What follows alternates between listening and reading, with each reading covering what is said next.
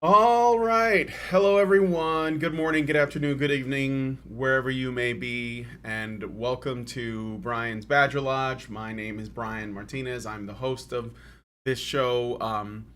And what we're going to be going through today, well, first of all, this is a call in show. So you guys can call in, give your thoughts, ask questions, whatever. And if at all possible, it might be good if you comment on the subject that I have brought up, but it's not necessary. So if you want to talk about some personal experience you had or something that you're struggling with, feel free to call in because I want to hear what you think, and our audience would also like to hear what you think. We try to help each other out with questions and struggles that we might be having as men, because let's face it, we're not likely to get this kind of support anywhere else. So, as far as a subject that I've been thinking about, that I wanted to bring up on today's show, um, I'm looking at a sea change or something pretty interesting that's happening in South Korea. And I think that we should take a look at an article from Time Magazine that goes a little bit more into it. I'm going to show you guys what the article is in just a moment. And I think that I still talk to Nick Redding, obviously. And Nick's been looking at anti-feminism on a global scale, or trying to. It's not easy to find what the latest news might be if you don't speak the language. Some websites are harder to get to, things like that. But I had been talking about how South Korea has a rising anti-feminist movement, and it looks like that sentiment has finally resulted in something really interesting.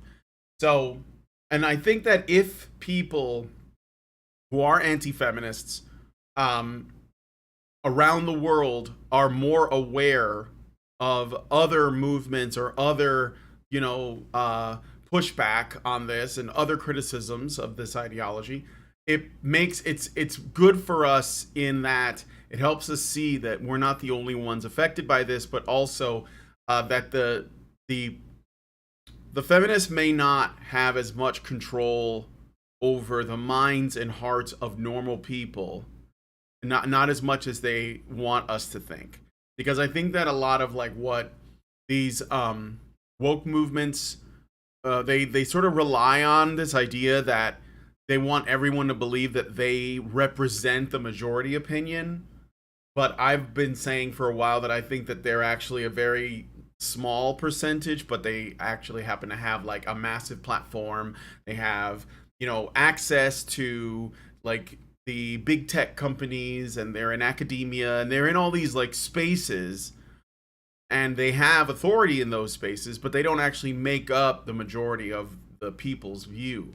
So that may be the case. So we're going to look at that. And I'm going to go through this article for a little bit, and then maybe I'll give some thoughts, and I'll let you guys, obviously share yours. But in addition to that, I think that you should still, like I said, call in, give us your thoughts on these things. So let's take a look. Firstly, if you go into the description, you will see a link to the Discord. Click on that link, and you'll enter the Honey Badger Radio call-in Discord, and you'll basically join the screening room where Darth Sonic 413, who's one of our patrons and a very helpful, member of our community, he's going to essentially just find out what it is you want to say. Make sure that your settings are working, and that so that when I bring you in, we're not experiencing a bunch of problems. And then you'll tell him your question, he'll send it to me, and then I'll bring you on. So just go into the description, And if you don't want to actually like come on the show, like say you're shy or your audio isn't good, but you want to say something, you can also call in and just give him a text question or a text statement of whatever it is you want to say or whatever you want to ask. Okay? So, yeah, there is a link in the description. Make sure that it works. It should, because I put it in like only a couple hours ago. And I know that they get reset after a while, but I think it takes longer than that. All right. So anyway, without further ado, let's take a look at this article. So this article is clearly going to have like some bias kind of baked into it. So we're going to have to like work with that, because all of our media is to some degree pro-feminist, right? So they're going to frame this a certain way, but that's not really what's important here. I think that what's important here is there is like a sense of panic in this article. So let's take a look. Okay, we're talking about South Korea. If anyone in the chat is either South Korean, or you know people who are, or you follow the culture closely or whatever, share with us your thoughts as well. So make sure that, because I don't know how much of this that Time magazine is going to accurately reflect or portray. So, all right, so Time, World, South Korea. How South Korea's Yoon Suk Yeol capitalized on anti-feminist backlash to win the presidency. This is by Amy Gunia. The last few weeks on the campaign trail have been a blur for Jang Hye-yong, a lawmaker in South Korea's Progressive Justice Party. But amid the flurry of train rides and stump speeches to support her party's long-shot presidential candidate Sim Sang-young, Yang says one moment stood out. A former labor activist and the only woman from a mainstream party who ran in South Korea's presidential election, Sim addressed the crowd in Seoul last week. Yang watched a young woman excitedly pull out her phone to film, but a man whom Yang believes was the woman's boyfriend snatched the phone out of her hand and dragged her away by the wrist. Yang, 34, doesn't know for sure what happened between the couple, but as she worried for the woman's safety, she could also not help but see the moment and the presidential election as emblematic of the state of gender equality in South Korea. Modest gains by women in recent years have sparked an anti-feminist backlash in which disgruntled young men have become vocally critical of feminism and women who speak out. So, all right, obviously she's crafting a narrative, whatever. We can't prove or disprove any of this to my understanding, but essentially you have a woman running for president and a man beat her, and what the claim is that it's partly a product of a rise and a very vocal rise of anti-feminism in South Korea. And I think this is like it's important to make a distinction to, like, there have been some debates, and I'd be curious to see what you guys think about this, but there have been debates within the space of the men's movement, and you know, some have become like out and out arguments about this as to what is more important, the focus on men's issues and men's rights or anti-feminism. And I think that you can make a good case for either of them. And I think, because the thing is that, like, obviously it's basically a question of which has to change first before the other does. And so there are plenty of people who just say, you know what, I don't like want to convince people that I am a better person than others by claiming to care, you know, about every men's issue to the same degree that our enemies care about women's issues. Or maybe like there is like this need for some people to show us that they care, and then the amount of compromise that they're willing to do to accomplish those goals might not, you know, be good in the long run. So Like this is like the main like issue with cafe, right? Like cafe is doing a lot of good work for men. However, and the only way that cafe can maintain itself as an organization is they have to work with other organizations, that can help them with resources and funding and things like that. And those other organizations tend to be feminist. So then the question is that if I'm working with feminists, even though they may not know that I'm, critical of feminism, or I might even be anti-feminist or whatever, how much of their, how much in their pocket am I going to end up, or are they going to figure out what what I really believe, and then am I going to lose everything? So there is like, but at the same time, again, it's tough because the cafe is helping men. Like there's like homeless guys with depression, suicidal guys with drug addictions. So like, what do we do? So it's tricky. On the other side, you got people who are like, you know what, we just need to be anti-feminist 100%. Like if we just attack feminism, and people will see like that there's no credibility to it, that there's no compromising with it, that there's no like there's no like soft or moderate version, and that it's just top to bottom designed to essentially take power, political power, financial power, cultural power in society. If we can just discredit it completely and show it for what it really is, then we'll figure out all of the other human rights violations afterwards, right? Like the stuff that, because if you're a part of the feminist framework of reality, if you see the world that way, then you're not going to see men as human beings, because it's built into, right, the lensing, the rhetoric of feminism. So how can you possibly say, well, I think that men, they need this or that, service, or they need help in this area?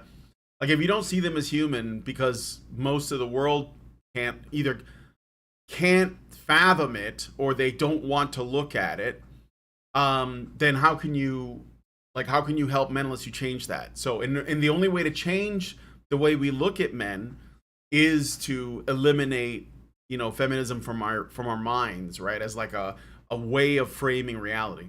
So there's like two schools of thought on this, and they both have their strengths. So I don't know what's going on. I don't think North Korea has or South Korea, I'm sorry. I don't think that South Korea has like a really big men's rights movement. I think it's mostly an anti-feminist movement, and that they want to essentially like return to some whatever semblance of order they may have had before, I suppose. But again, I don't know, and all I can look at is Time Magazine's article, or some other Western magazine's article about anti-feminism in South Korea. And the fact is, if you're looking at any of those, most likely you're going to get a very biased account.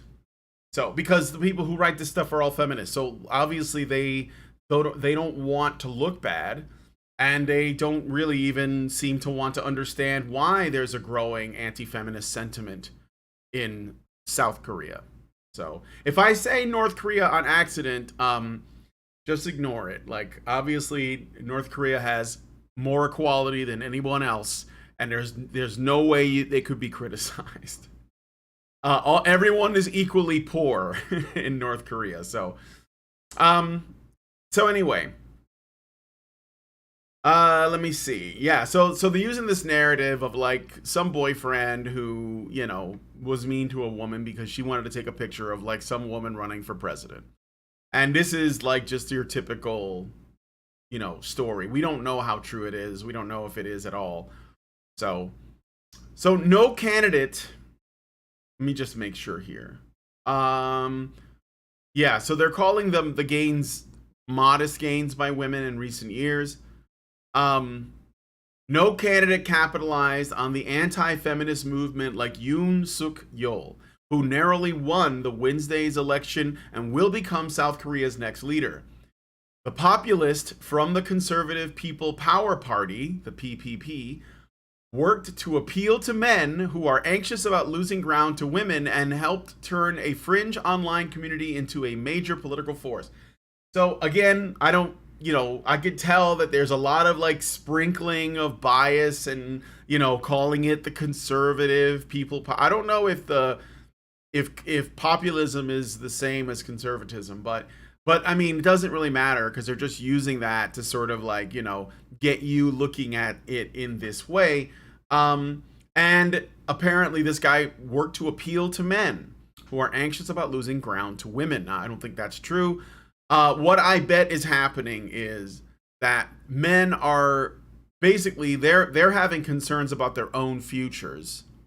And this is the first guy to actually speak to them about it. And I wouldn't be surprised if this populist wasn't really like specifically targeting men to appeal to, but rather to something, broader. I think that it is kind of interesting though, like that populism seems to be like coming up all over the place. And it's extremely interesting that this guy won. Like, could any world leader, any president, anyone that any like whatever country you live in, whether it's Canada, the United States, the UK, Europe, whatever, has any person who's been elected, like actually, would you, I guess, have framed them as like anti-feminist or pro-male? Like in general, you can't win an election running on an anti-feminist platform. And I don't know how overtly anti-feminist this guy is. I know that they're accusing him of being one. But if it's true, then it would seem to me that that's a good thing. Like that there are Koreans who are like, I'm sick and tired of this feminist crap. But I don't know if that's true. All right. So they may not be telling the truth on that. I think that like when Jair Bolsonaro was running for president of Brazil, there were plenty of like feminist thought pieces saying that, he's anti-feminist, or he's a good example of, toxic masculinity, which is to them, anti-feminism is toxic masculinity. Like it's the same thing, or they're interchangeable, or they frame them as like, strong machismo guys. Like there is the way when they want to attack a political figure, and that political figure is a man, they usually go right for that narrative, right? But so let's just entertain for a moment that this guy won because he's anti-feminist. Let's just say that that's why. That is amazing. Like, I don't know how true it is, but that is amazing if that's true, because it means that the anti-feminist sentiment is not fringe. It's not like some idea that people are afraid of, right? It's not like it's like people stopped giving a shit about hurting the feelings of politically motivated authoritarians, because that's what you're not fighting women, you're fighting, this authoritarian ideology. And I think that if that's true, that's awesome. It's amazing. So let me look at some of your comments. So I know that I'm not getting any super chats, but that's okay. Duncan Alexander, there are a lot of people who were exposed to the men's rights movement and the Badgers that might have not have been otherwise after the Red Pill movie. Yeah, the Red Pill movie did wake a lot of people up, I think. Especially with all the controversy around it. Like people in Australia, for example, after the way that the Australian media treated Cassie J, I think that there were people in Australia that were like, I think I want to see this movie now, just because of how she was treated. Um, Men's rights activists is treating the symptoms. Anti-feminism is attacking the disease. Yeah, I'm inclined to agree with that. I'm kind of with Karen on that because Karen has basically said that she doesn't really identify herself as much with being an MRA. Not that she doesn't think that any of those things matter. Obviously they do, and I'm the same way. But rather that fighting against feminism is probably more important because again, it's framing our reality. So if you bring up something that's happening to men that's unfair, the average person is going to be like, "What are you talking about? How is that possible?" Right? We live in a patriarchy. Like you don't have to be a feminist to say that. Like most people, even if they don't call it patriarchy, you know, most people will just agree with the sentiment that it was a man's world for most of history. And that remind like I said, I was at the dog park that one day, and there was this older guy, and he and I were talking about the stuff that I do, and he was very interested and sympathetic, so not a bad guy at all. But he still felt this need to say, well, men ran the world for most of history, right? It was like he had to give them a bone, and I was like, that's not true. I mean, like that's not true in the sense that what men were doing was for women. So it's like who has real power, the person who serves someone or the person who is being served? So I just told him that that's not about, and he got it. Like I had to explain it to him, but he got it. So I don't know if, and even when you like tell someone something and it clicks for them and they say, oh, I see, they don't usually change their mind right away. Like it's not an easy thing. You got to leave them alone for a while. But let me see what else there is here. Um, so Bolsonaro was framed as homophobic. Oh yeah, amongst a lot of other things. They're basically just calling him Brazilian Trump. Remember they did that to Boris Johnson too? And I mean, like Boris Johnson turned out to be expectedly a massive disappointment anyway. But the point is that it's really not about like the what the potential political nuances or the what are the trade-offs for electing this or that person as prime minister or president or whatever. It always comes down to like feminists saying, like they just say they don't like someone, and it doesn't matter if like other people either have their own reasons for not liking any candidate, or they may come to the realization that the candidate was a bad idea, and then they're like, well, that but it's always based in something real. Like if there are people who don't like Boris, it's because of the things that he said, the policies he supports, things like that, right? That he's kind of spineless, that he was in his own way feminist, right? He was basically doing what a lot of people didn't want. And of course but that's because when you pull back the blindfold or the of like what really matters, like what really matters in terms of what makes for a decent candidate, feminists are always obscuring it because all they can say is straight white man, mean on Twitter. Like these things don't matter. It comes down to like can you do this job? It doesn't even have to be a political job. It could be any job. Like and they make it harder to talk about it, and they make it even harder to talk about it like adults. So anyway, let me go back to Danko Centaura says, is the grass eaters movement in Japan anti-feminist? Well, no, I think it's just like men hold on a second. I don't think it's anti-feminist. I think that it's men finding that women are just not worth all of the trouble to date them, and that society itself in Japan is I guess they don't think that what society is asking of them is worth all of the trouble, because Japan is it basically has societal and cultural expectations from men. So become a salaryman, get a good job, buy a house, like grow up, like all these things. And then, you have to find a woman, you have to start a family. And of course, because like the birth rates in Japan are going down, I think. I don't know if they've changed, but that was from a while ago. This is making, like, I think, members of the Japanese political class or people who look at these demographics, they worry about it. They really want, men to start more families because their population is aging. But the grass eaters are just like, yeah, but the women aren't worth it.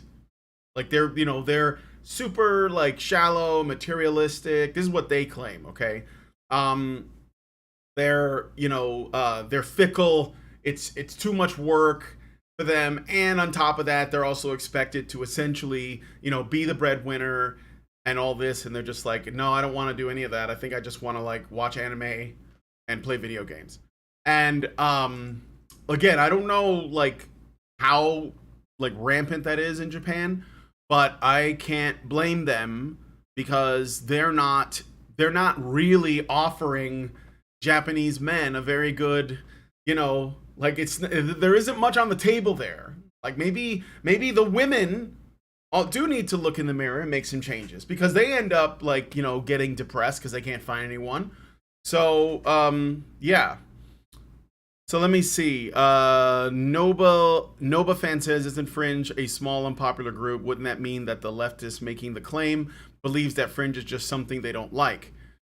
Well, I mean, they are the Fringe, but they want us to believe that they're the majority.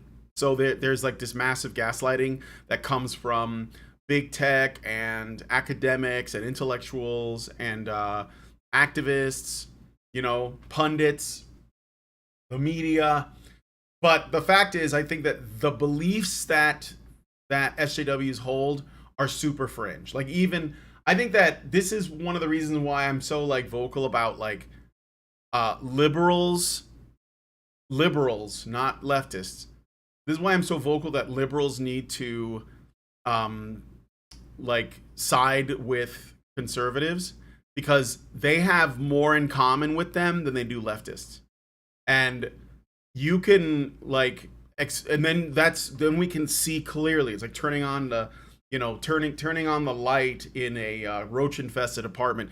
You can see the cockroaches and you'll know like how few of them or how small the left actually is, because they essentially blend in with the liberals and the liberals, because they're so tolerant to a fault, and because they're so afraid of being associated with conservatives, or maybe not even conservatives, just they're so afraid of being associated with anyone who isn't a liberal, because they have also been gaslit and conditioned to believe that liberalism is like the clearly morally superior position to be in, and that arrogance that comes out of it is how they end up essentially in bed with leftists, who leftists are not liberal, like not at all, right?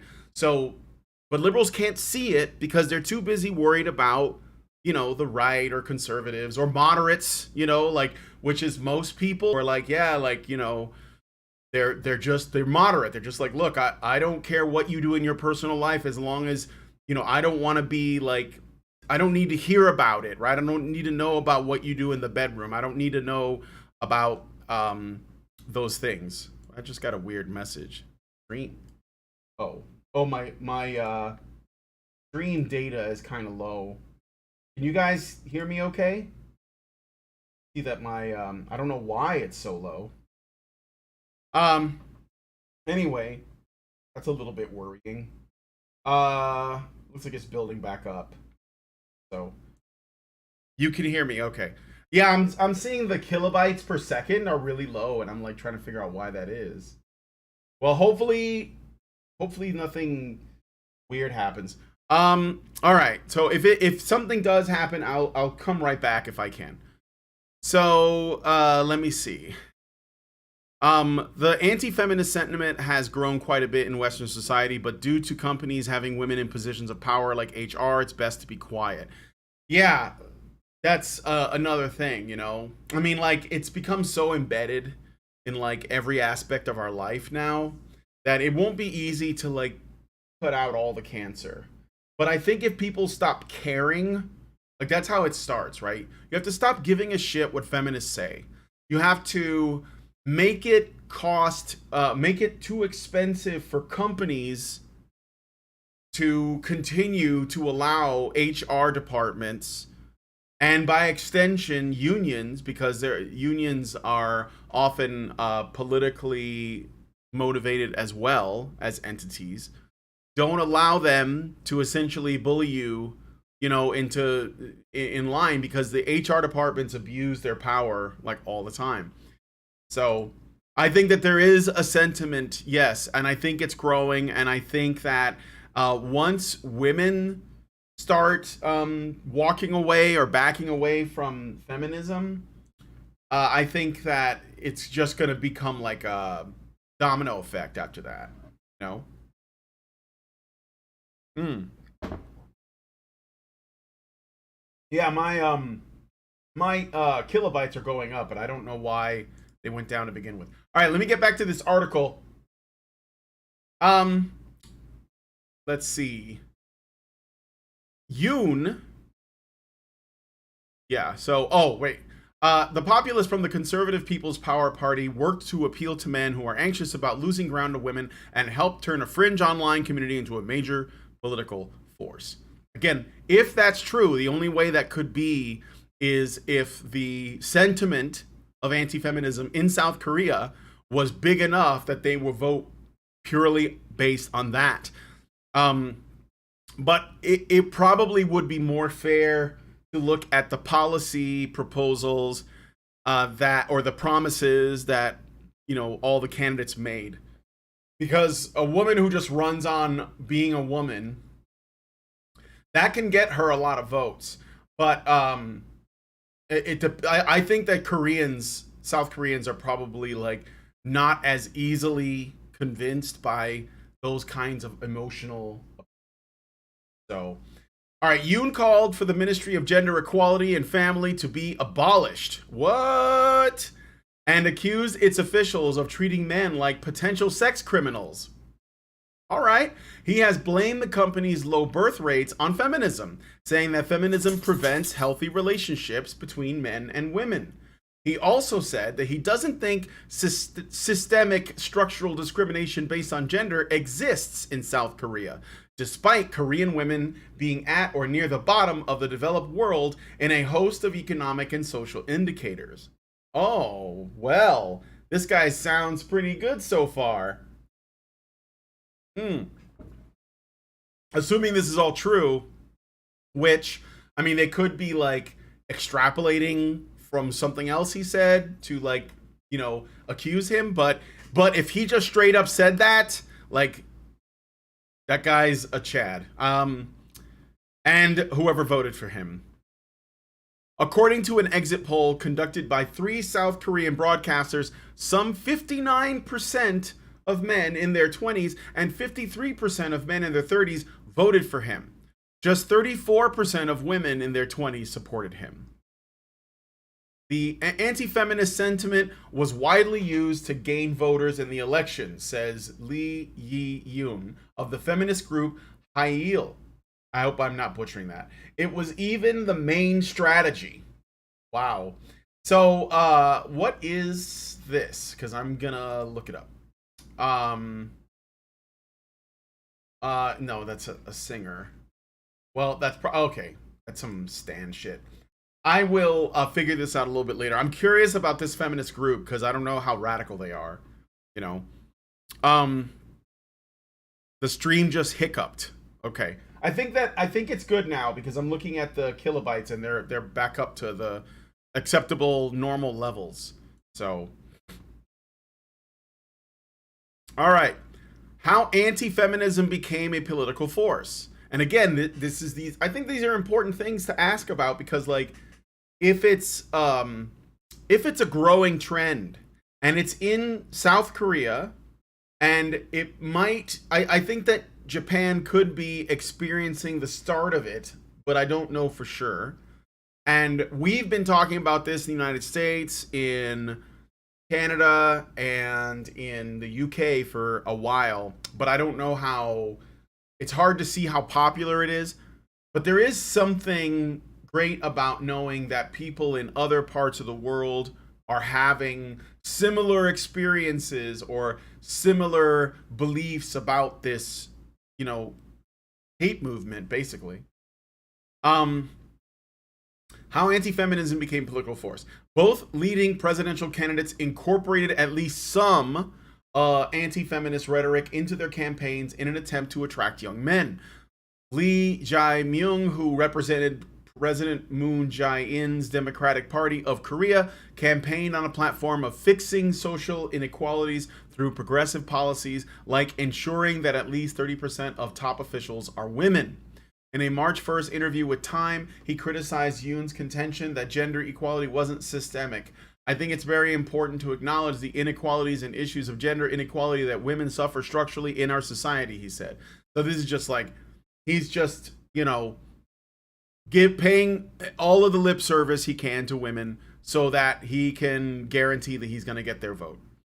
But even Lee has said he opposes discrimination against men. Although, okay, wait a minute.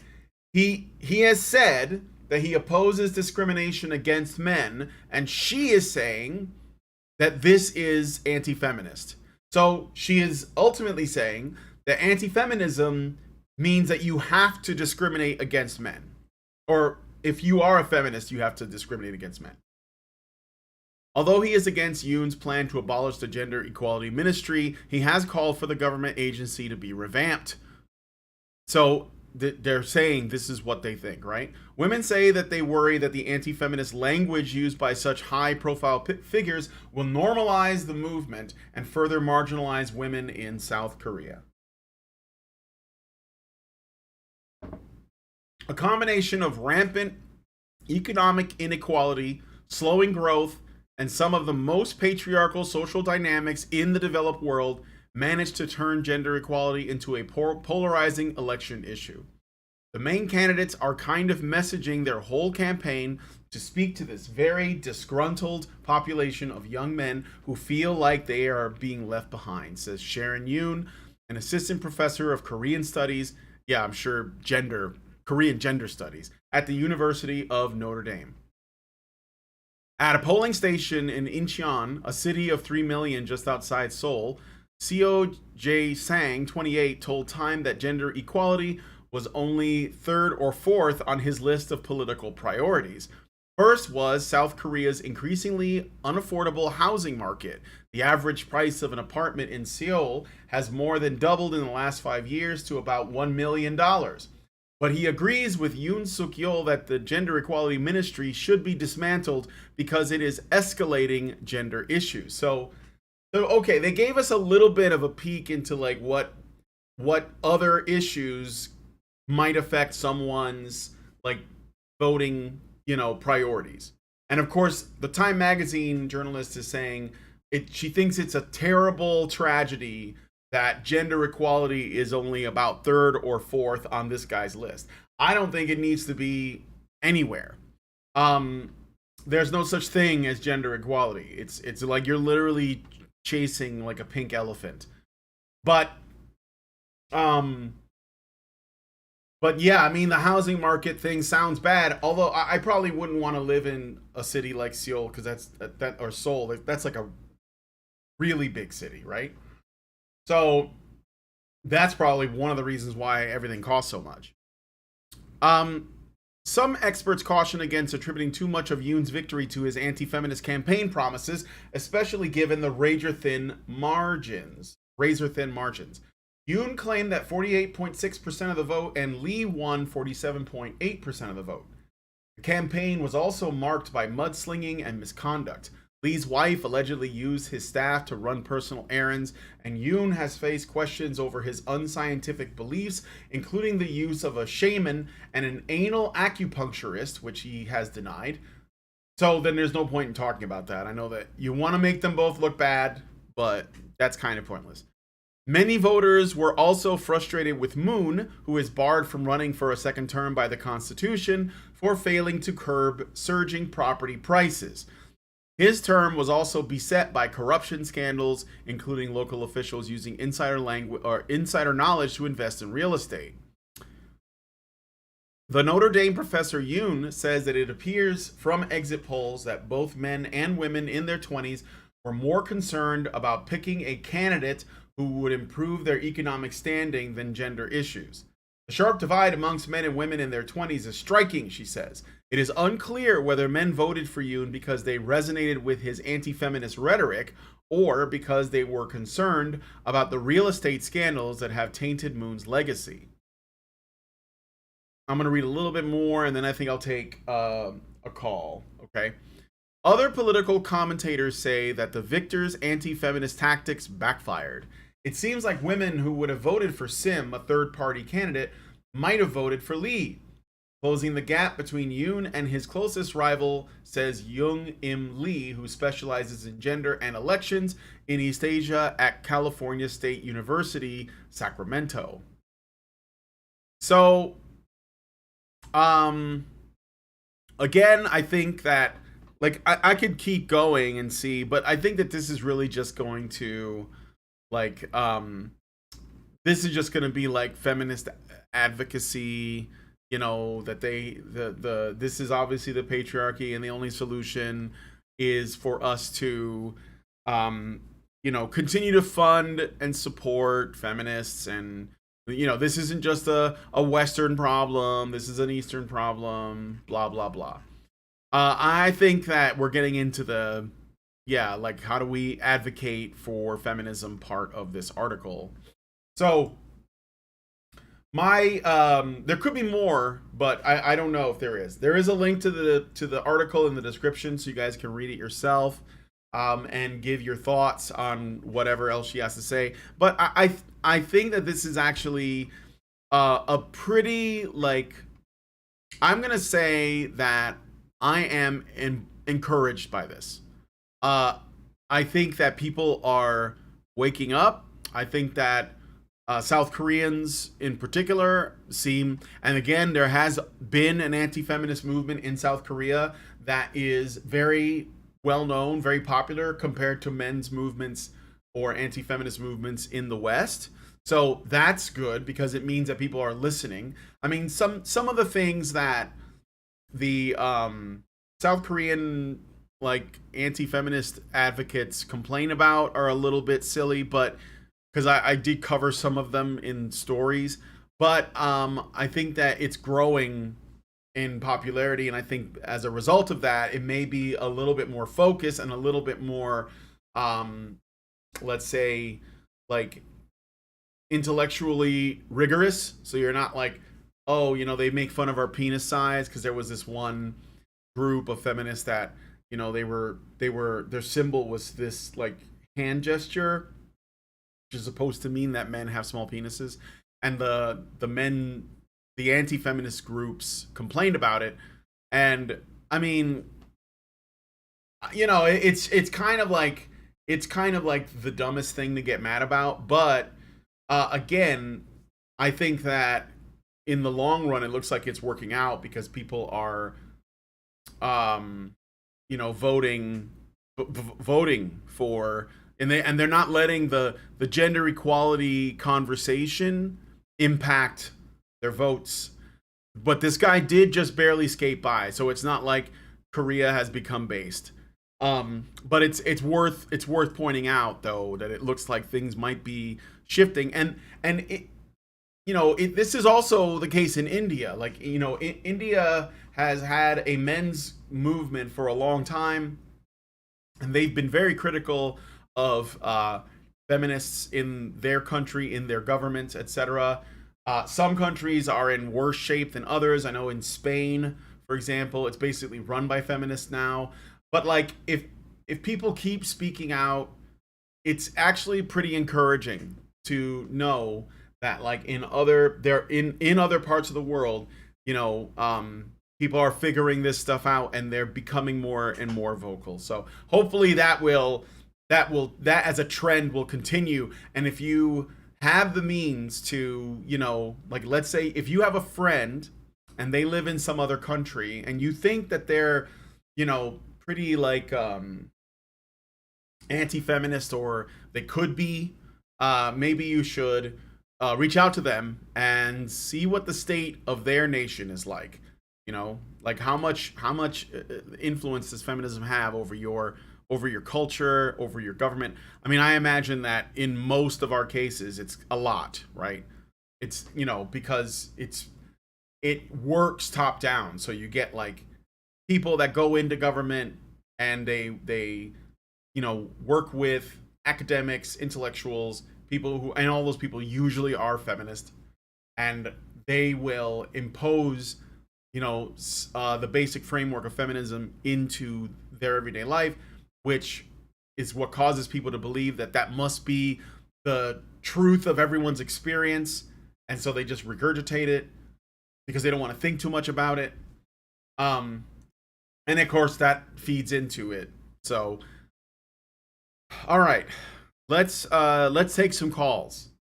I'm probably gonna go for maybe 45 minutes if you guys want. So, all right, so let's take a look here.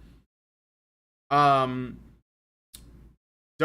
says, well, yeah, he says our new boy Duncan has this question.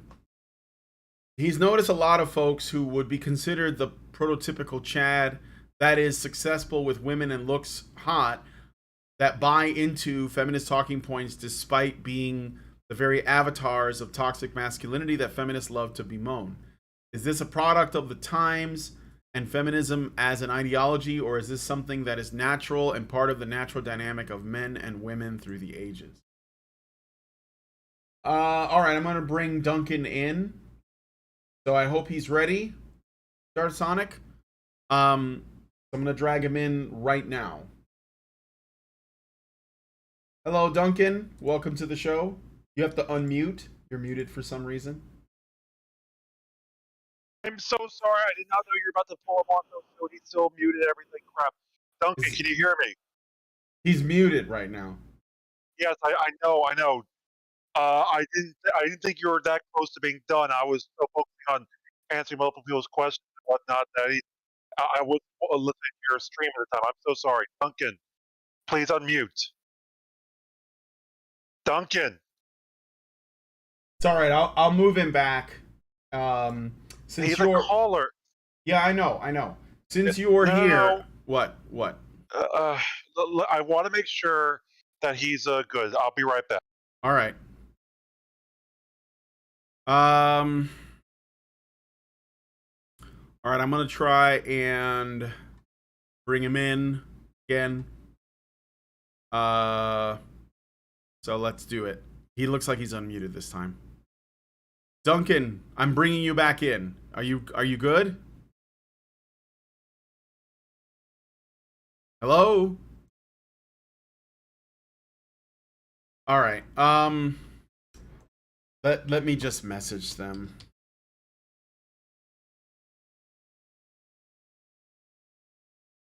All right. So I can like start talking about that question, I guess. About the prototypical Chad. I think that there are plenty of guys that we might consider to be Chads that will say they'll give feminism lip service if it's gonna like make them more successful with women. You know what I mean? So I think it's really just the natural. Yes. Yeah, that's very strange. He has a collar roll on, and he does roll about a bit here and there, but he's not that bad. So he really should be able to be hearable for you guys. Yeah, so I don't know why. I could try bringing him in again. Yeah, bring him in one more time. Let's see if that works. Can you hear me, Duncan?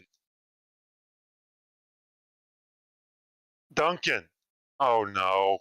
Like I mean, I knew he was roboting. There should be no reason the show channel should be that different from the screening room. It's not. It's not different. So There might be some technical problem. It's okay. I'm gonna answer your question, Duncan. I'm just gonna answer it live.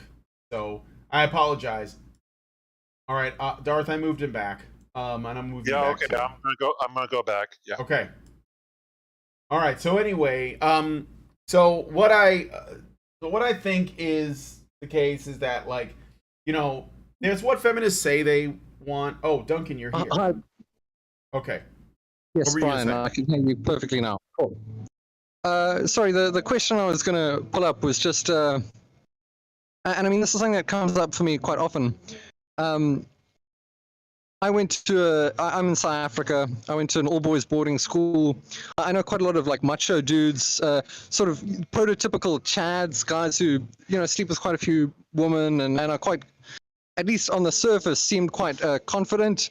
But they'd come up with all this feminist rhetoric and stuff about like, men having sort of power over women and stuff. And often that would come from, I think, their mums and stuff. They'd be rewarded for that sort of those ideas and behaviors. But because they didn't suffer at the time too much, like there was no reason not to think that way and not to espouse like the idea that men have always held power and all this sort of stuff. And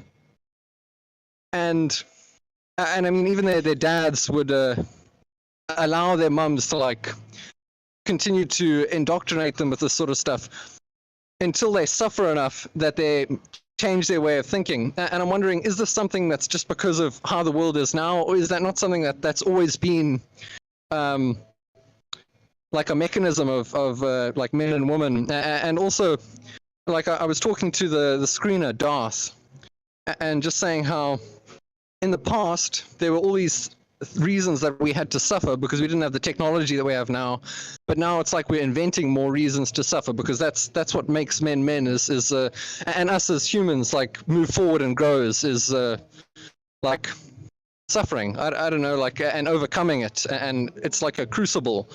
So it's not necessarily a negative thing. What do you think about that? Yeah, so I think that hardship it's a quintessential human experience. Like, I think that it's necessary, and if men don't have that, they will either seek it out or they will try to simulate it. I think that's why, for example, so many guys play video games that live in first world countries, because it's like how they get that that scratch that itch, right? So with regards to the suffering, and I mean there is still going to be suffering, but I think that it is something that we were made for, and I feel like things have become so easy for us right now that people either have to make things up, that they're suffering from, so that there's still something to pursue, or they basically just get lost in escapism, and then I think that in a way creates its own suffering too, which is ironic. Isn't that an incentive for women to make life hard for men? Oh well, yeah, I guess so. Are you saying that women should be doing that? No, I'm not saying that they should be doing that, but isn't that a way of explaining, I mean, some of the like unpleasantness of feminism, at least speaking as a dude? I don't know. Yeah. Well, I'll say, so here's the thing about that. I may have said this before, but I think that women's evolutionary incentive is to complain.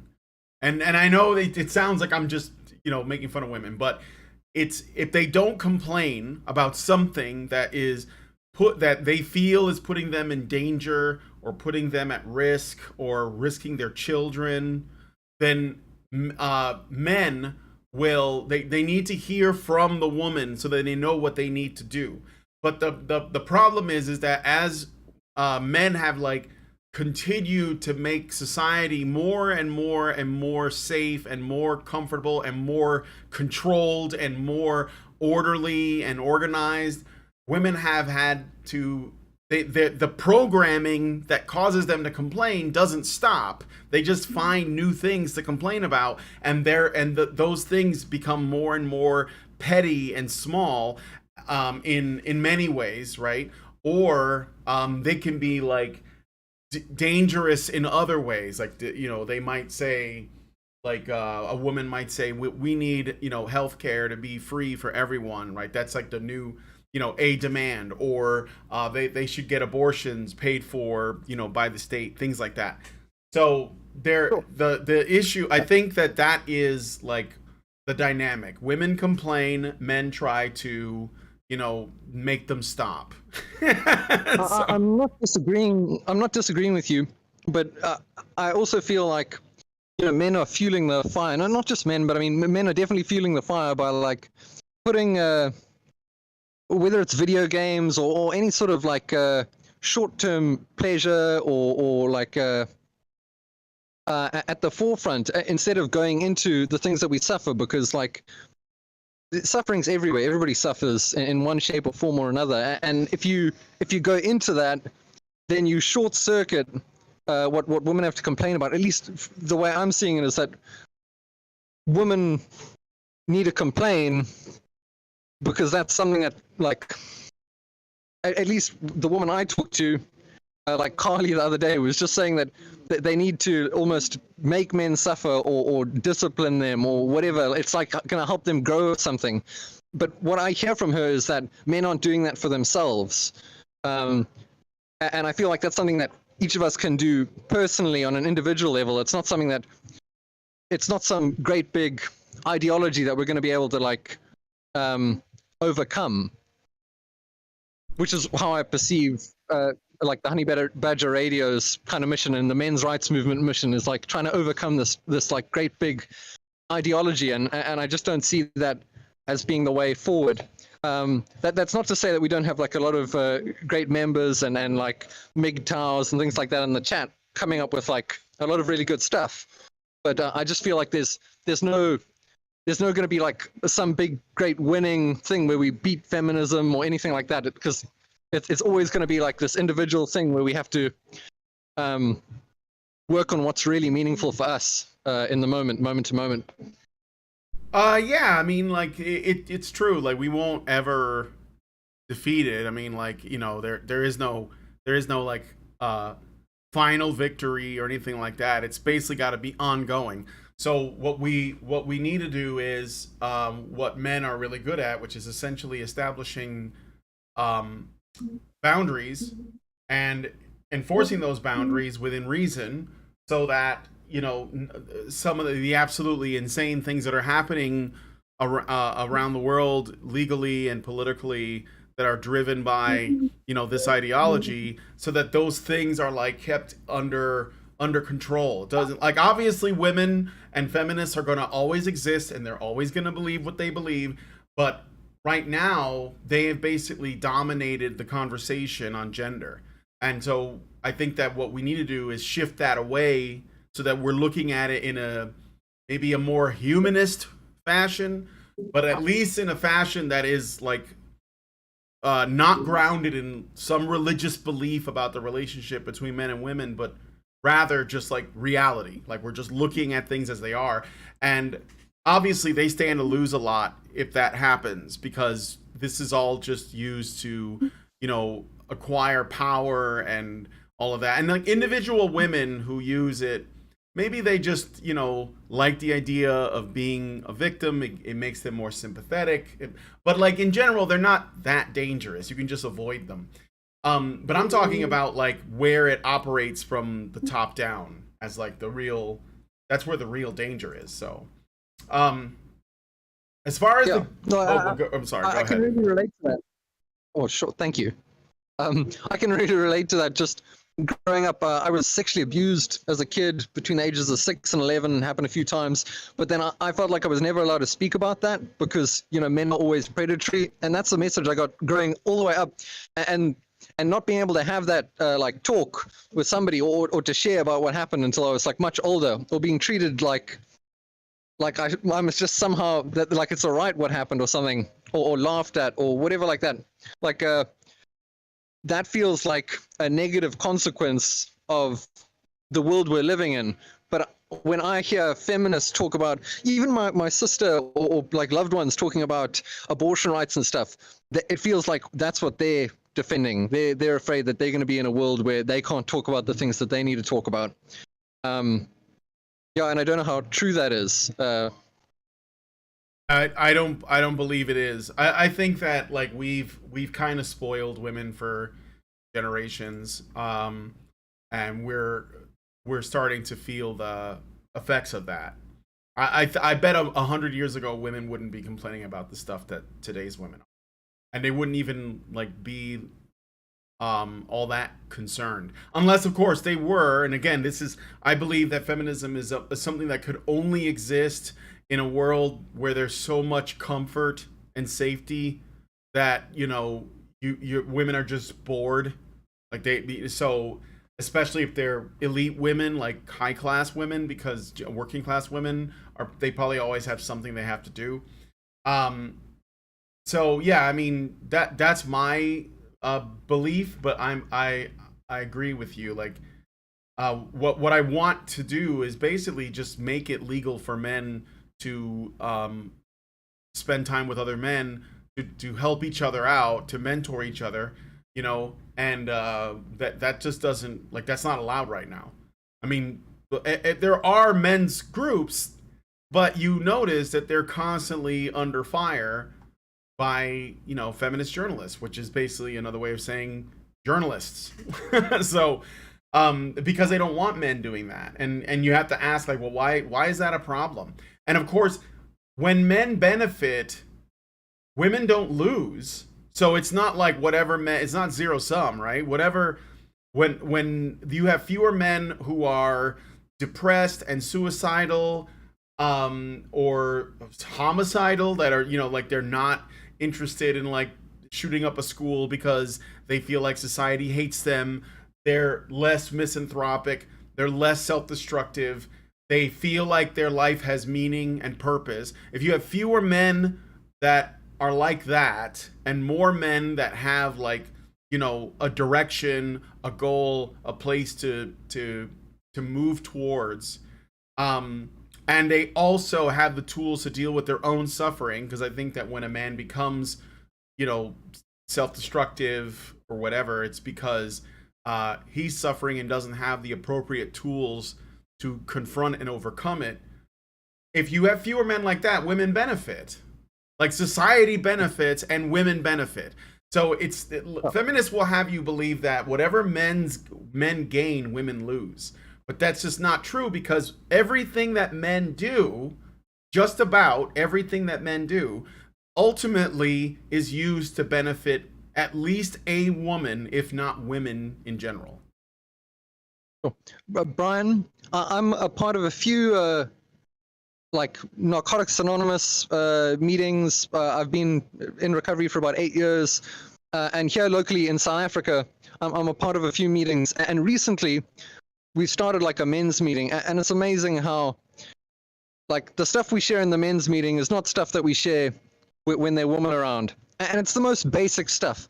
It's like talking about like gardening and just like doing, like getting a new job, like really building up a life for ourselves. And it's so empowering, but it's just not some stuff that you talk about with when women are around. Or I don't know, it's a little bit of a weird aside. I think that's great. Like, honestly, that is fantastic.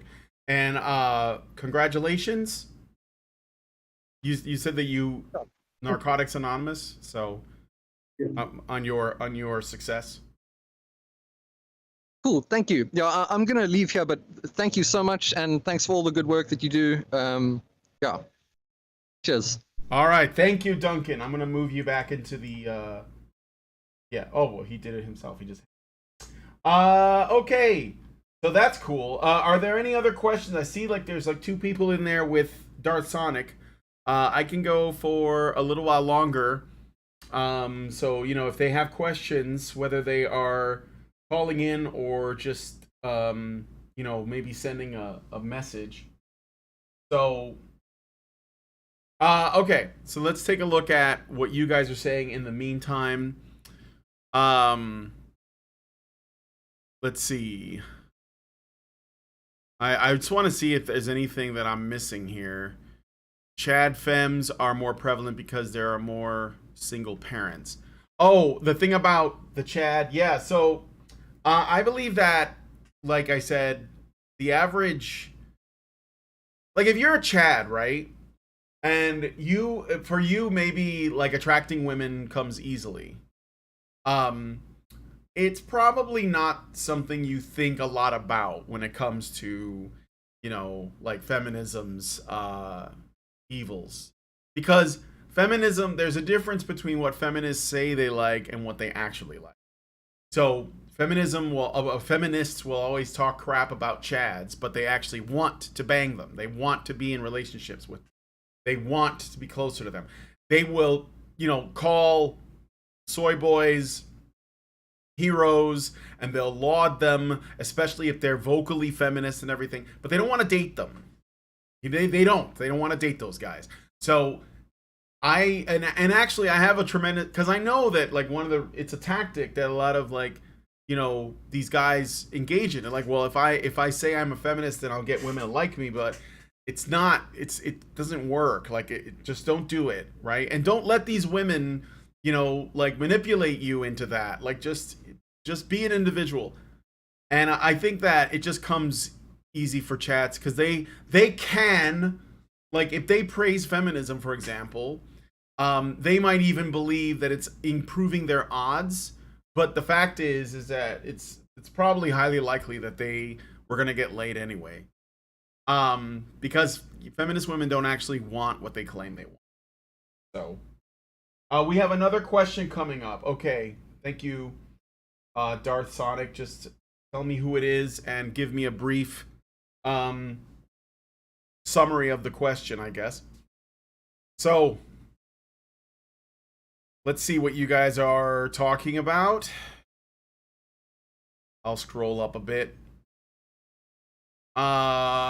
Women in Korea have the same opportunities and are not behind men in anything, especially with regards to the younger generations.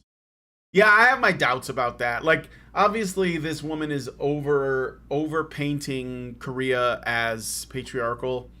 I believe that this is like a thing that they do with all Asian countries when they want to make the case for feminism in any Asian country, even like one like Vietnam or the Philippines. They will basically like just call it patriarchal, say it's like really traditionalist or something, and then based on that, you're supposed to basically just know or believe that they treat their women like garbage. And I don't like. I remember years ago I had this guest on. He was a Muslim, and he's a MGTOW, and he was a very like he was from Indonesia originally, and we were talking about like if Indonesia, which has like I think it's got like the highest proportion of Muslims. Now, I'm not. I think that Muslims of Indonesia and Muslims of like Middle Eastern countries, they might have like there might be little differences outside of like the demographics and but there might be cultural differences. But overall, he talked about how when Indonesia is an extremely gynocentric country, so like there's. And it's obvious, right? We've talked about this. We've talked about how Islam is not the scary patriarchal place that so many feminists and conservatives, or at least Western normie conservative types, believe. Because if you don't look at the situation for men in those countries, and you simply presume that women are hard done by because they're wearing burqas, then you haven't looked into it enough, because it's not like it's not that simple. So all right, here's another call or another question. Doge, our boy Dogma's Devil, wants some advice after being estranged from his little brother due to a combination of the lockdowns and his less than admirable mother. He now wishes to reconnect after becoming financially stable. Unfortunately, his stepfather, the only positive male role model in their daily lives, passed away. So he wants advice on how to reconnect with and comfort his very much not red-pilled normie brother without letting his red pill status sour his interactions. Specifically, what is a good approach to reconnect with him while trying to stop a bit of a familial curse from continuing on and allowing hate to fester. All right, so I'm going to bring Dogma's Devil into the chat. Hello, Dogma's Devil. Can you hear me okay? Are you there, sir?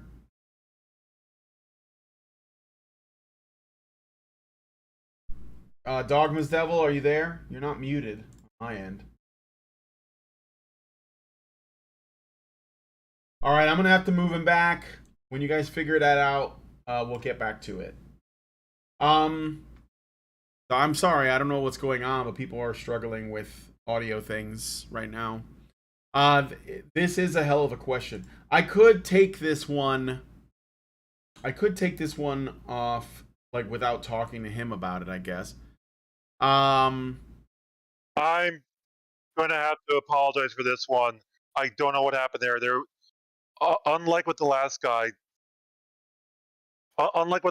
there was no. Okay, give me 2 seconds. Yeah, unlike the last guy, there was no indication at all that there was any tech problem. He was completely fine up until the last second there. I don't know what happened there. So I'm gonna go try to figure out what's going on with Dogma. Sorry about that. Oh, it's okay. Go ahead. All right. So, what I was gonna say is, yeah, this is a hell of a question. But well, I'll wait and see if he can get in. If I don't hear from him in the next like minute or so, I might just answer this one off without his, without his presence. So like, yeah, I mean, when you're dealing with, oh, he left. Okay, I'm just gonna take this offline.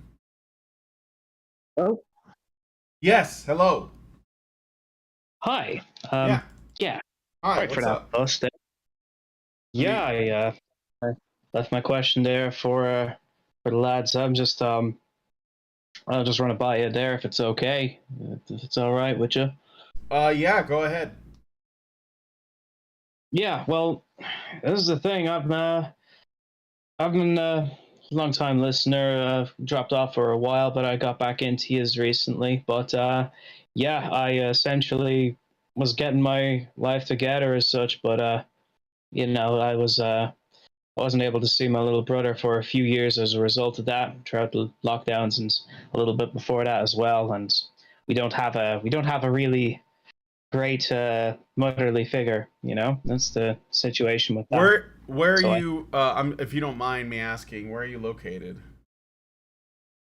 I'm in Europe, but it's yeah, it's quite a way out there. Yeah, I'm not an American. I mean, I gathered that by your accent, but I guess my question is like what country are you from? Because I'm curious, like how bad the lockdowns were. Oh, okay. Ireland. It was Oh the yeah, situation. Ireland was bad. Yeah. Yeah, they really wanted to make it bad, but it was the worst part about it was psychological rather than anything else, and it was all kind of psychologically reinforced. And at the same time, I know people who were able to go and skate despite the lockdowns and all that carry on, and it wasn't by acquiescing to the government or anything like that. Still, though, a lot of people had to deal with that, and honestly, the media was very much our enemy that over those 2 years. And you can't put that genie back in the bottle. They're acting like they can, but they can't. They can't keep people strung out on it either anymore. So that's good.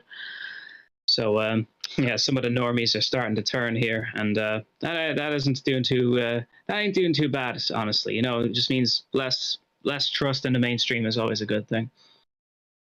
Yeah, absolutely.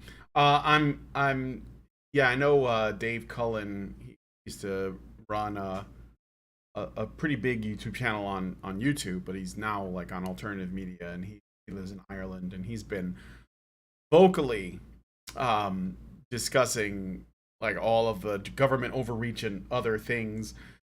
So yeah, I can see how this has like created serious problems with your family members. So go ahead and give us the summary of the question again.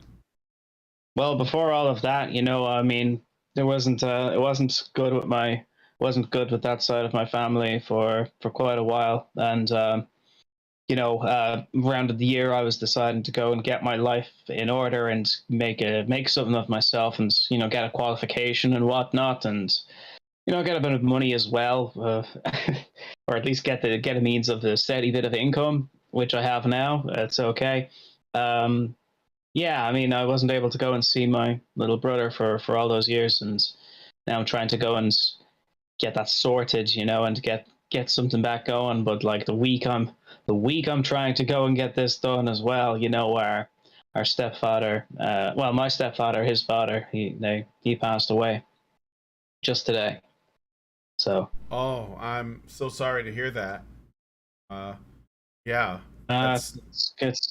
it's rough, but yeah, he wasn't in a good way for a while apparently, and after seeing my little bro, the next logical step was to see him, and I'm processing it rather strangely, to be honest, but I did love the man, even though it wasn't really rosy towards the end, and I haven't seen him in 2 years either because, well, he didn't have the best temperament, to put it mildly, but he was always honest with me, and that was one thing about him that was undying, I guess, and yeah, now with that extra strain put in there, I mean, I'm trying to go and figure out how to be a good role model to my little brother and not have him fall into any kind of crap with drink or cannabis smoking or nitrous oxide, because that's a thing that's happening up around here in Dublin now. It's quite nasty actually. But they just you have a lot of normies here, and they're still kind of unaware of the damage that that's causing, really, and they don't talk about it openly. And a lot of them are old as well. So, but yeah, I'm just trying to go and trying to be a good influence for my little bro, and how to go and rekindle that. So, seeing I used to go bond with him very well over games and such, and anime and all that carry on, but I've got to go with something a bit more substantial now. You know what I mean? Yeah. So out of curiosity, you don't have to answer if you don't feel comfortable with it, but like, how old are you and your little brother? I'd rather not give a definite age, but he's still a teenager, and I'm grown up now, so there's a sizable enough gap there. So. Okay, so well, here's my my thoughts is that whether or not your little brother is appropriately red pilled is not that important. I think that can you visit him? Can you call him? Like, are these things allowed, or do you feel like you can't do that? Yeah, I think I can do that, honestly. It's I just hope it's not the hour being too late or anything like that, where when I get there and try to see him, try to talk to him, I mean, I'm just hitting a brick wall all the time, and he's very used to climbing up, so I'd have to get him out of the house, have a good day with him, essentially, but it'll be hard. It'll be hard to go and get him to go and agree to all of that, but things as it is. I've just got to keep trying out of it, because it's what the sort thing to do. Yeah. Can you go out, like, or are you guys still restricted? Oh no, we're not restricted at all over here now. Okay, what happened with that was that's a few months old now at the start of the year. Essentially, with the news of everything in January, with all the cases going down and such, and Omicron and everything like that, It was a turning point at that point for anyone who was aware. And give it about, say, two months later or thereabouts, okay, there was this real flashpoint situation of a woman getting horribly murdered in the Midlands, and there was a blanket case of, widespread misandry coming out from the mainstream media as it was. And then, other people, even actually mainstream journalists as well, actually took notice of this and said, it's like, okay, why is this guy saying that all men need a pass to go out? So that was 1 week. And then the very next week after, with the pressure that was going on with Boris Johnson in the UK, Boris Johnson basically lifted the restrictions there, okay? And then, on the turn of a dime, Ireland said the exact same thing. Ireland and its politicians said the exact same thing, because they don't have an original idea in their heads. And, if Boris Johnson brings down the House of Cards over there in the UK, what comes next is all of their little tiny heaven falls as well. That was the situation with that. I can see my little brother properly now, It's simply the factor that's, we've got to be able to act and, engage it on a basis of, an individual level, as brothers, but within a culture as well. And I think for a long time, Ireland has had quite a difficulty with being able to accept its men. And that's just yeah, absolutely. There was a landmark case in 1953 with the case of Evelyn Doyle, where this father was trying to go and get the rights for seeing all of his kids back from the state, but it all hinged on the case of Evelyn Doyle, who was sent to one of these places like the convents, and it wasn't harmful or nasty to her, but in the later years, the laundries and all that carry on, that became known. So that was an issue there. But it's kind of indicative, because even back then, at this big point of legal history in Ireland, it all still depends on the say-so of a little girl, because they literally just have to go and obsess over women in a strange way, and they really do in this country, but they don't really go and help them long term. And there's a lot of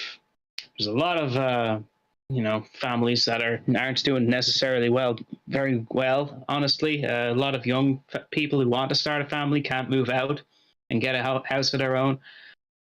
There's a lot of failed and damaged relationships from people as well, because they've basically had their life destroyed by drinks and drugs and all the other pressures of trying to live with the costs of living being as they are, or intergenerational traumas, essentially. And that all started up around by before my lifetime, and I was born in the 90s, so the generation before mine, they had all the alco problems. Yeah. Well, okay, so here's what I'm thinking.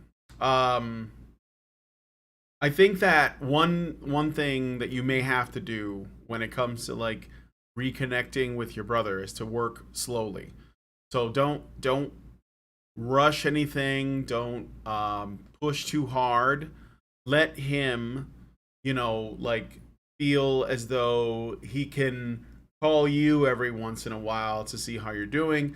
Checking up with him is, if you can, I would just check in. I wouldn't get into any of like the, deep stuff. Like I have a brother, and I don't bombard him with red pill stuff. But occasionally, and this is like the trick, I think, there is an opportunity to like drop a little nugget of wisdom, right? If my brother comes to me and he's like having trouble with women, for example, and then I'll he might not want to talk about it because maybe he doesn't think that I got anything to say, but I might like coax it out of him. And then if he tells me, I might say, oh well, here's a thing that I've experienced, whatever, right? I'm just giving an example. And I think that when you're trying to, reconnect with someone or build, maybe you want to rebuild or build a relationship with a family member that you may have like taken for granted when you were younger or something because they were always around. I think it's best to go slow and allow them to, sort of like operate at their own pace. And when you're red pilling people, you really gotta go slow too, because people are going to like. There's so much pre-programmed assumptions that people have to like fight past, and I don't think it's gonna happen like very quickly or easily. But I think that the primary priority should be, you know, um, making sure your brother feels comfortable, and that you and are just you just want to be there for him in case he has a question or if he needs help, and you just want to check in and make sure he's doing okay. And I think that if you do that, um, he'll probably like want to interact more, as long as what I'm saying, like as long as he doesn't feel like, I don't know, he's being like overwhelmed or something. So those are my thoughts. Go slow is what I'm saying. Thanks very much, Brian. I'm gonna go give it a shot, give it my best, essentially, and it'll be it'll be good. Start with Because things that that he, like it could be super casual, like things that that you both enjoy, and you could just talk about that. Like you don't have to get heavy right away is what I'm saying. So that's a yeah, because the whole point, I guess, I'm just trying to go and have to get into his head that I do want to actually try to be a little bit reliable for him. So yeah, I'll just I'll start it slow, and I'll keep it going there. It's not necessarily to even red pill him, but I do want him to get into a better place mentally than everything that he's known before. So yeah, that's yeah. So yeah, that's my thought. Someone in the chat, Proven22x, said, "Be direct. Tell him you worry that you two are falling away. Ask him if you can share in an activity." I wouldn't like. I mean, you could do that too. I don't know your brother. I don't know like what his like demeanor is, but definitely like let's hang out. Let's do a thing. But start just checking in, and just so that he knows that you're there, and then like when you feel like it's probably going to work out, then you say, hey, you want to go to whatever, a pub, you don't even have to drink, so or whatever it is. I mean, just like I said, let them know that you'll be there, and be there, regardless, right? Because some people are going to move at their own, they want to move at their own pace, so like give them the space. That's it. Yeah. Okay. That's Right. pretty good. Thanks, well, I hope it works out, man. And again, I'm sorry about your stepfather. But I guess this, like, well, we'll see where it goes from there. Maybe so. Call back and give us a follow up, okay? Thanks very much, man. All right. I'm gonna move him back into the chat. I'm gonna take this last one offline because apparently, Alfredo St. John is using the browser version, but it may not work. I'll bring him in. All right, so he's using the browser version of Discord. From what I understand, is not as good. All right, hello, Alfredo St. John. Can you hear me?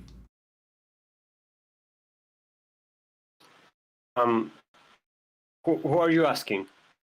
I'm asking you. Oh, yes. Yes, I can hear you. All right, cool. So it looks like your browser version is working fine. Yes.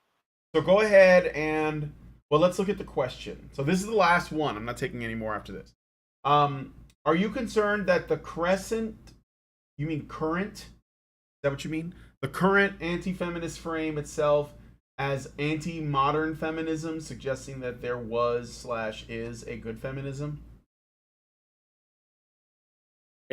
Yes. Excuse my mispronunciations or confusion on words. I don't used to speak English. Oh no, it's okay. I appreciate you making the effort. Where are you? What country are you currently in? I'm Chilean. I'm in Chile. Ah, very cool, Chilean.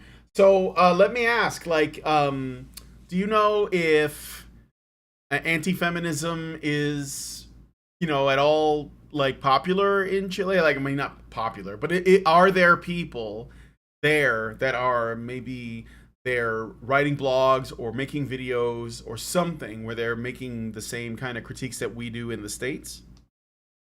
No, not at all. There are like some small political groups, but even they believe that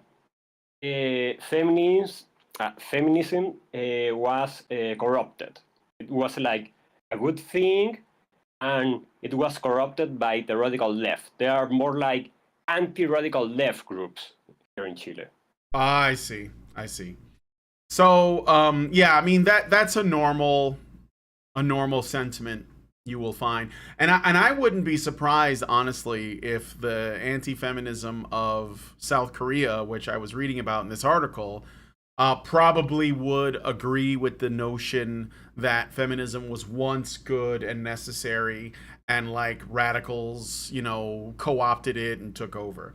So to answer your question, um, are you concerned that the current anti-feminist frame itself will frame itself as anti-modern feminism, suggesting that there was/is a good feminism? Yes. I don't know if I fear that.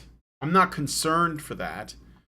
But like, yeah, I think that is like the norm. That's why the battle, I guess, if we want to call it the battle, is to get people to see that feminism is top to down, like back to front, all throughout history, a garbage movement. Like it always was, because what they're trying to do is they're trying to own the idea, own the notion that without feminism we would treat women like trash. And because the only thing keeping men from treating women like trash is feminism. And so the problem with that is it is a hateful assumption about men that makes no sense.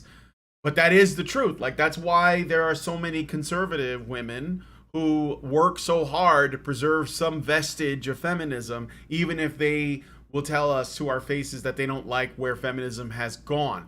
But they don't want to eliminate it completely. They want to keep it in their back pocket, to use when they want something, or when they're afraid that, men are going to take something away from them, which, again, I don't think men are going to do. I think that at most, men will treat women like adults and basically hold them accountable for bad behavior and things like that.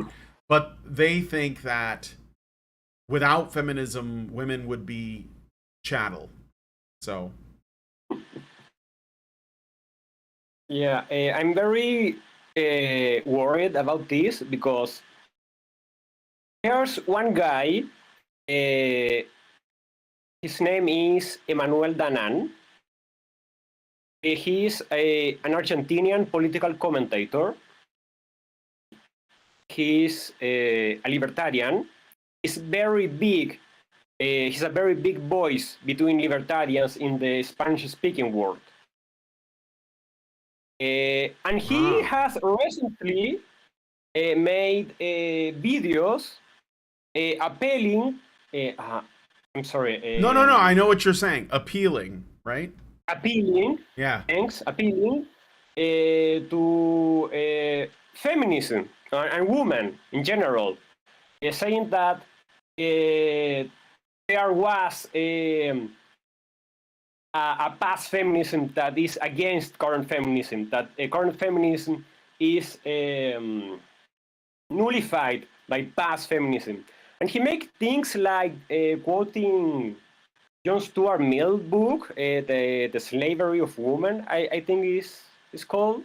which is probably the worst thing Jon Stuart Mill has ever made.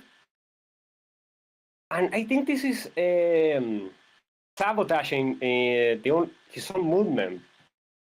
Oh, absolutely. There's no way that libertarianism is compatible with feminism. But you know what? Absolutely agree. Yeah, there's no way. Like they're not compatible at all. But what blows my mind is I knew that the Libertarian Party in the United States was a joke. Like my values as a person, my values line up with libertarianism for the most part. But the party, because the reason why it's become a joke, and I don't know, I know that there's like some internal struggles within the Libertarian Party right now, like where you have like the Mises Caucus and the Lulbertarians, but like the reason why I walked away from it was because I heard them trying to appeal to women, because the thing about libertarianism is that it's in general unpopular with women, right? And the reason is because women in general believe that the purpose of the state is to essentially supply, and feed the needs of the people. So women tend to vote left. They just do. They want to take care of other people. They believe that the state is the best apparatus to do it. They're okay with spending other people's money. Like, that's in general the way women vote. That's why politicians that want power will almost all try to appeal to women in some way, right? So that's just, and so because of that, because women tend to be statist, libertarians don't attract many women, like as a party.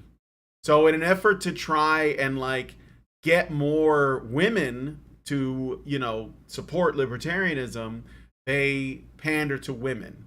They try to like do it in a way that is, like that doesn't involve statism to some degree, although I think a lot of them do, like they, and it doesn't work. Like that's why the Libertarian Party is a joke, because if you're worried about what women think of you as, and you want them to find like some libertarian version of feminism that you made up in your head to be like the way forward, you will lose, because they will eat out the inside of your movement. It's just like how libertarians let socialists in, because they think, oh, libertarian socialism is like a thing. It's like, no, those things are literally opposite words.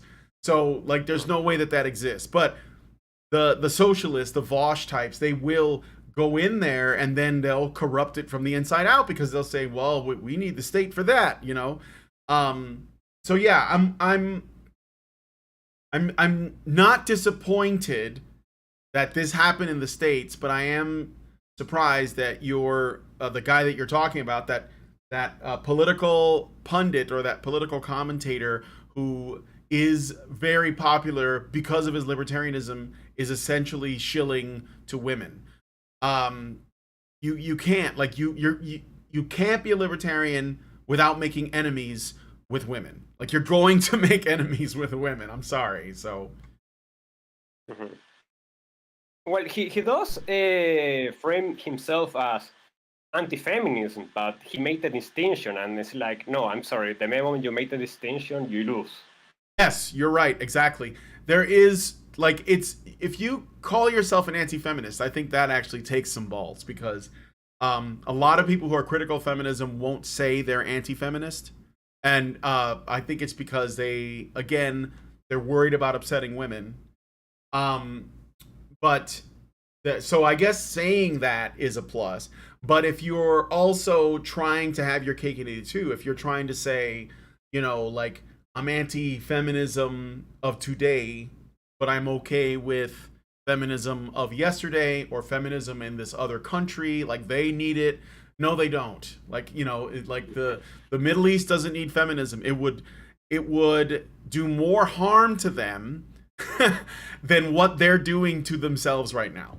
So, and I frankly don't want that. Like, you can have your Islamic country. I don't think there's a problem with it. Just, like, and also I think that if you bring Western feminism to those places, they're only going to be more resentful towards us, which I don't want because I don't support that. So, you know, we're like, let's leave bygones be bygones. All right, but anyway, so yeah, I mean, I am a bit like concerned, but I'm not surprised, to answer your question. I think that, you know, this is like, in the short term, people getting annoyed, frustrated, or even like angry with, you know, feminism in its current form is a good thing, because it means they will push back against it. But what they have to realize is that it's not a recent thing. It's just like when people say like, oh, you know, the woke politics of today that's infecting like all of our institutions and entertainment and everything. It's so annoying and it's such a problem. And I just want to go back to the 1990s. And I'm like, it was around in the 1990s. It's just gotten a lot worse. So what you're saying is, I don't want to eliminate this. I just want to go back to a time where I didn't notice it. And it's like, no, like the fact that we can see it now, the fact that it's like in our face and it's obvious, and for many people it was obvious in the 90s, to be honest, because there was a big political correct thing going on then too. The fact that you can see it now should tell you that this is a problem that's been with us for a very long time.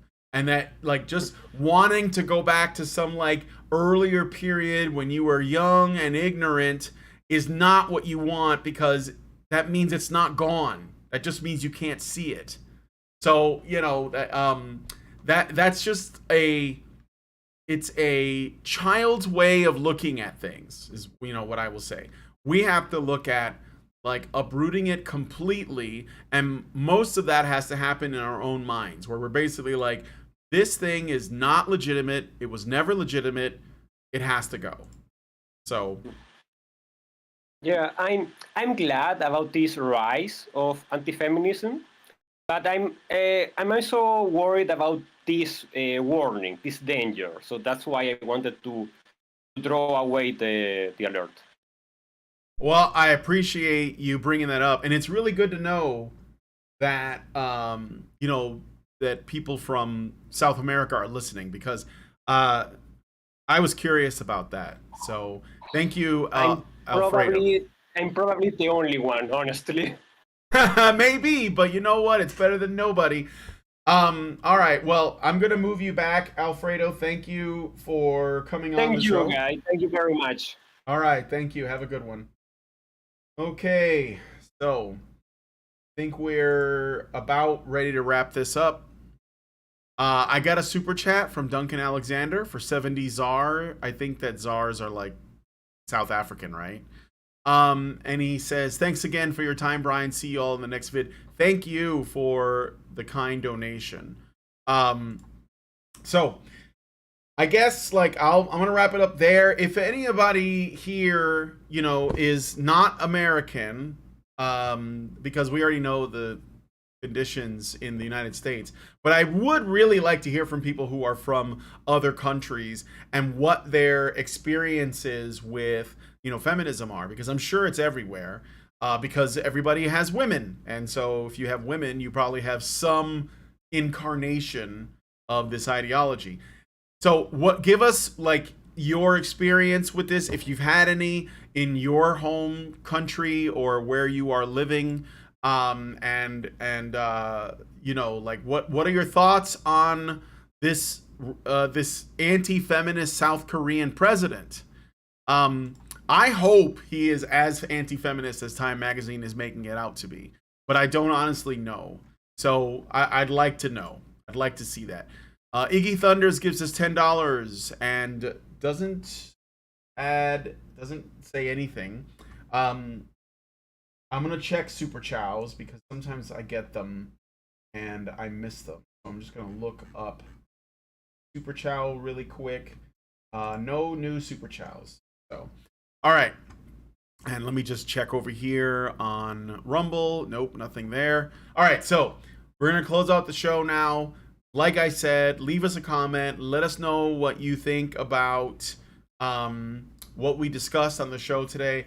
And again, if you have any like interesting things you want to share, and also if you heard a question that someone called in and you want to add to it, maybe leave a comment about that as well. I'm sure that the people who called in would really appreciate, you know, your thoughts on that. So if you guys like this video, please smash the like button, subscribe if you're not already subscribed, hit the bell for notifications so you know when our shows go live. Leave us a comment, let us know what your thoughts are on everything that we discussed, and most importantly, please share this video because sharing is caring.